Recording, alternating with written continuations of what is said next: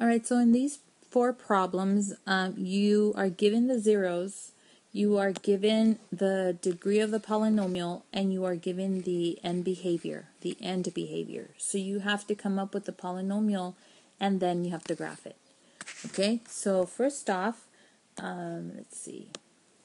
We have zeros plus or minus 1 plus or minus 2 right here, and the multiplicity of those zeros is 1. Okay, so that means that you have x for the plus 1, the factor is x minus 1. For the minus 1, the factor is x plus 1.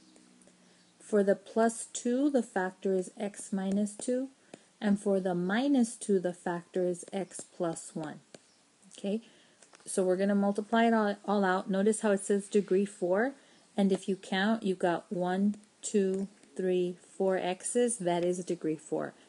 And then it's going to open down. So that means that the a has to be negative 1. Because remember, it says up here that a has to be positive or negative 1. For this problem, it has to be negative 1. So I'll take care of that after we do this for this next step. So I have multiply those. Oops, I put the wrong number, sorry. This should be a 2 right here. Just notice that.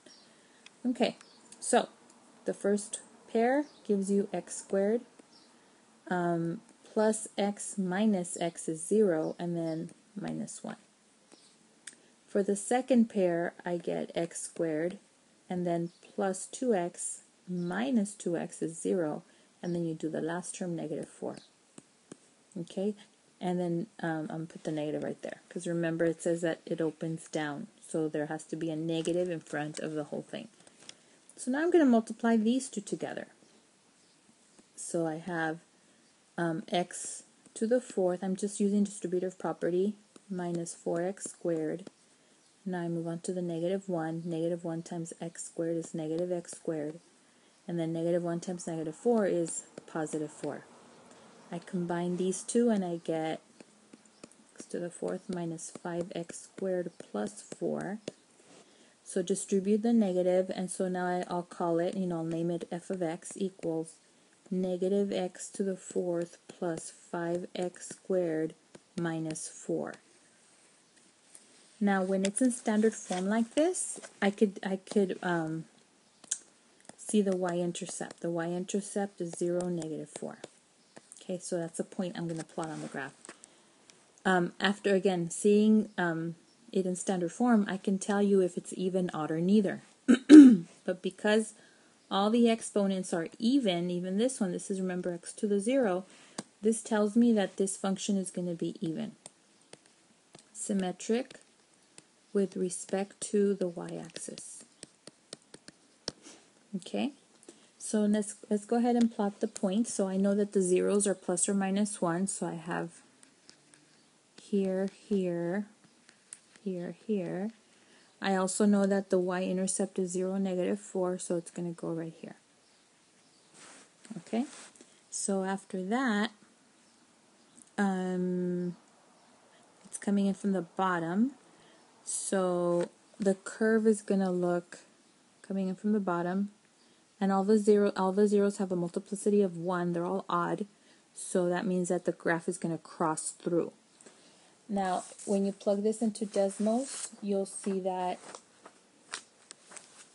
well, I didn't check. I could check it later. But just for tomorrow, for the quiz, all you really have to do is connect the points, show that you know that it goes through, it curves back down. Okay, and then it curves back down, and it goes out. Now, the height of this curve right here is determined, like you'll know it when you put it into Desmos, but for the quiz tomorrow, don't worry about that. Just as long as you show me that you know that it curves back down, it goes through. That it curves back down, it goes through. How high you draw this doesn't really matter for the quiz. Okay? Later, when we use Desmos and we check, then we could see, okay, how accurate were you in the curve, and that's.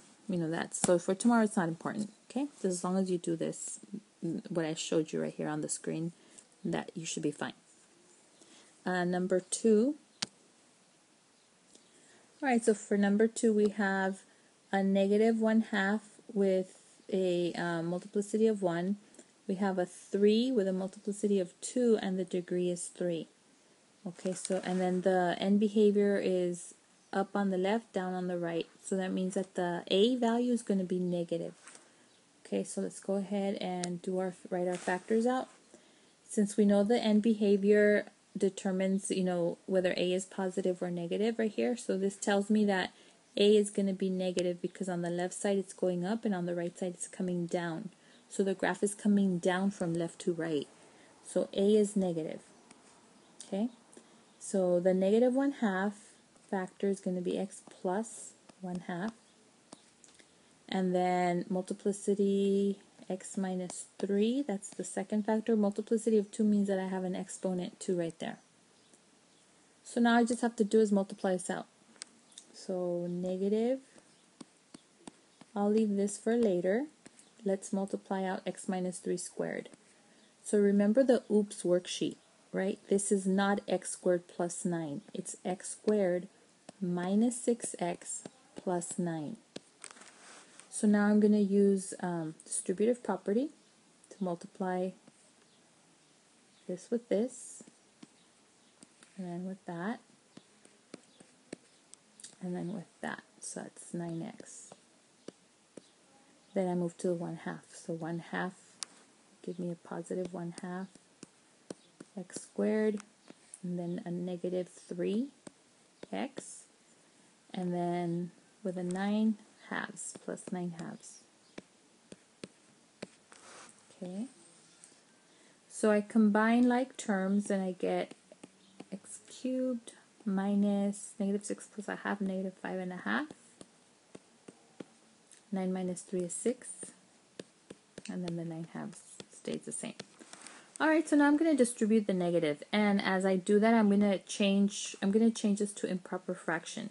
So f of x equals negative x cubed plus 11 halves x squared minus 6x minus 9 halves. Oops, I don't need parentheses anymore. Okay, so that's the final polynomial. So from here you can see that the y-intercept is 0, negative 4.5 because it's 9 halves. Okay, and we have, let's go ahead and draw the zeros. Negative 1/2 would be here, and 3 would be right here. Y-intercept would be right here. Okay, now I'm gonna plug in a few more points because I have a 1 and a 2 value. Let me point to them right here. Right here I have x equals 1 and x equals 2, and I don't have any points for them, so I'll just do f of 1, which gives me, and I'll use this one right here. So f of 1 would give me negative 1 plus 11 halves minus 6 minus 9 halves. So negative 6 minus 1 is negative 7. And then 11 halves minus 9 halves, I'm combining these two. I get 2 halves, which is 1. So that gives me negative 6. So 1, negative 6.